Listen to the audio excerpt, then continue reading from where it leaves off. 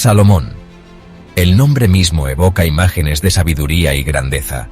Un rey que gobernó Israel con una prosperidad y una visión incomparables. Su reino, una edad de oro. Su nombre, sinónimo de sabiduría. Pero la historia de Salomón no es solo de triunfo. Es un tapiz tejido con hilos de brillantez y fragilidad. La sabiduría de Salomón era legendaria. Desde resolver disputas hasta descifrar acertijos, su intelecto era un faro para el mundo conocido. La gente viajaba desde tierras lejanas para buscar su consejo. Reinas y reyes por igual se maravillaban de su entendimiento. Pero la sabiduría de Salomón no era simplemente destreza intelectual, era un regalo de Dios. En su juventud, Dios se le apareció a Salomón en un sueño. Pide lo que quieras que te dé, Dios le ordenó. Salomón, humilde y consciente de sus propias limitaciones, pidió sabiduría para gobernar al pueblo de Dios. Complacido con esta petición, Dios le concedió a Salomón sabiduría sin medida, y así, el reinado de Salomón comenzó bajo la bendición de la sabiduría divina. Bajo el gobierno de Salomón, Israel floreció. La paz prevaleció, las rutas comerciales se expandieron y la riqueza fluyó hacia el reino.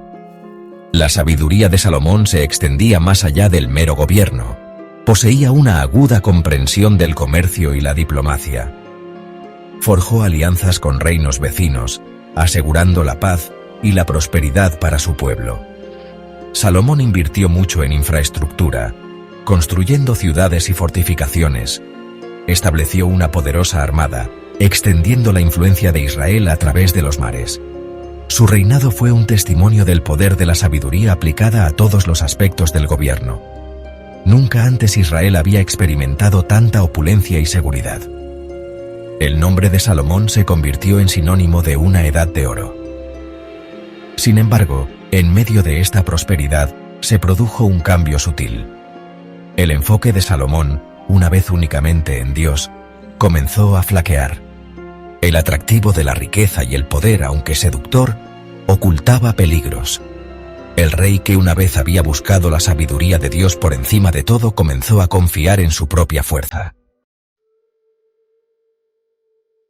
Uno de los logros más perdurables de Salomón fue la construcción del templo en Jerusalén. Este magnífico edificio no era simplemente un lugar de culto. Era un símbolo de la presencia de Dios entre su pueblo. Se erguía como un testimonio de la devoción de Salomón, un faro de fe visible en toda la tierra. Durante 7 largos años, artesanos y obreros trabajaron arduamente, sus martillos y cinceles dando forma a la piedra y al oro. El interior del templo, una sinfonía de madera de cedro y oro, albergaba el Arca de la Alianza.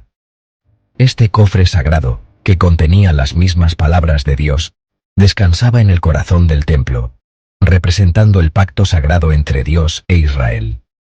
La dedicación del templo fue un momento de unidad nacional y fervor espiritual.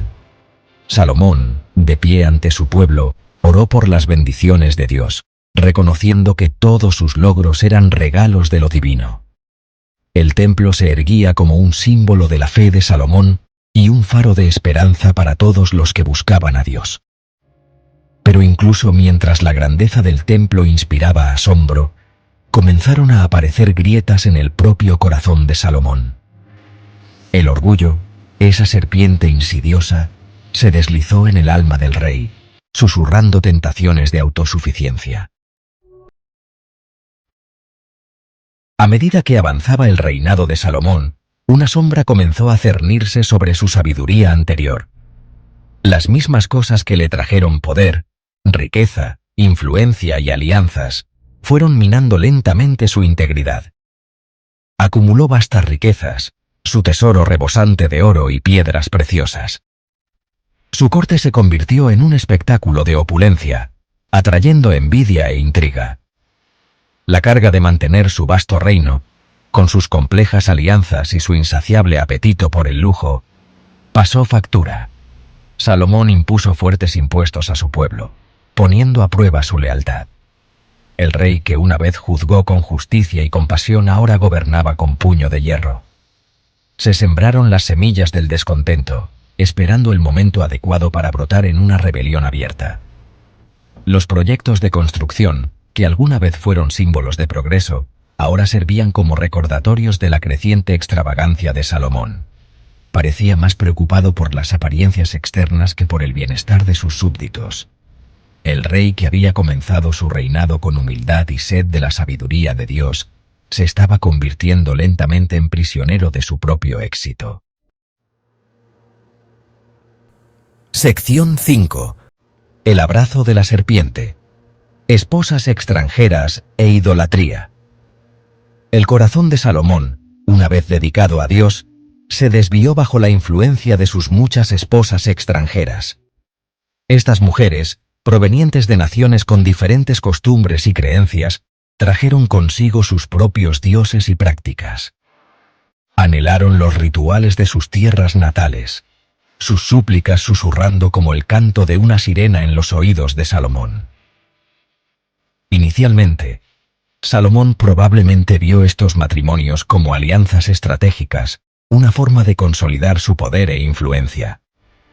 Sin embargo, subestimó el atractivo de las prácticas prohibidas. La línea entre la conveniencia política y la creencia genuina se difuminó, y Salomón se vio envuelto en la red de la idolatría. Construyó templos a dioses extranjeros, permitiendo su adoración en el corazón mismo de Israel. El único Dios verdadero, el Dios de su padre David, fue dejado de lado poco a poco. Esta traición hirió profundamente el corazón del pacto de Dios. Las acciones de Salomón no fueron simplemente una falla personal, fueron una tragedia nacional. El rey, elegido para guiar al pueblo de Dios, los había descarriado a los brazos de falsos ídolos. Las consecuencias de la infidelidad de Salomón serían de gran alcance y devastadoras. Sección 6. El reino en ruinas, juicio divino. Dios, enojado por la traición de Salomón, pronunció juicio sobre su reino. Las consecuencias serían severas. El reino, una vez unido y próspero, se dividiría en pedazos. Este no fue un castigo infligido por despecho, sino más bien una consecuencia de las propias decisiones de Salomón. Dios, en su infinito amor, disciplina a quienes ama, permitiéndoles cosechar la amarga cosecha de sus acciones. Se levantaron profetas, sus voces llenas de fuego divino, advirtiendo a Salomón de la inminente perdición. Le recordaron el pacto de Dios, las promesas hechas y las condiciones de obediencia. Pero Salomón, cegado por el orgullo y atrapado por sus propios deseos, prestó poca atención. Había probado el poder y la riqueza, y el atractivo de estos tesoros terrenales embotó sus sentidos espirituales. No pudo ver que el verdadero poder no reside en los ejércitos o las riquezas, sino en la obediencia a Dios. El reino, una vez unido por el pegamento de la fe y el propósito compartidos, comenzó a desmoronarse. Las luchas internas y el descontento se agravaron, alimentados por las políticas opresivas de Salomón y su abandono del único Dios verdadero. La nación que una vez estuvo unida estaba al borde del colapso, un testimonio del poder destructivo del pecado. Sección 7. Un legado mancillado. La división de Israel. Tras la muerte de Salomón, el reino se fracturó. Su hijo, Roboam, heredó no un reino unido, sino un caldero hirviente de resentimiento. Las semillas de la discordia sembradas durante el reinado de Salomón ahora daban frutos amargos. El reino, una vez un faro de esperanza y prosperidad, se dividió en dos.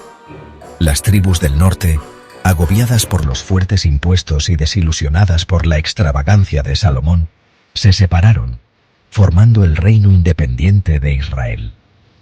Las tribus del sur permanecieron leales al linaje davídico, formando el reino de Judá. Esta división, resultado directo de la infidelidad de Salomón, marcó el comienzo de siglos de conflicto y derramamiento de sangre entre los dos reinos. Incluso en la muerte, la sabiduría de Salomón parecía una cruel ironía. Su reinado, que comenzó con tanta promesa, terminó en tragedia nacional. El rey, que había construido un magnífico templo para Dios, había permitido que su propio corazón se convirtiera en un templo para los ídolos.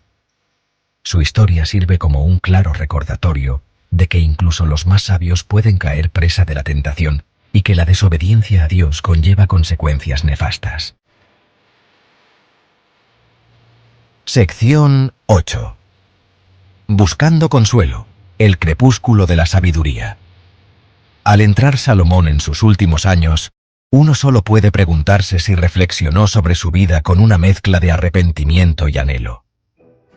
Añoró los días de su juventud, cuando su corazón ardía con una fe pura e inquebrantable. ¿Reconoció la locura de sus elecciones, el vacío de sus búsquedas?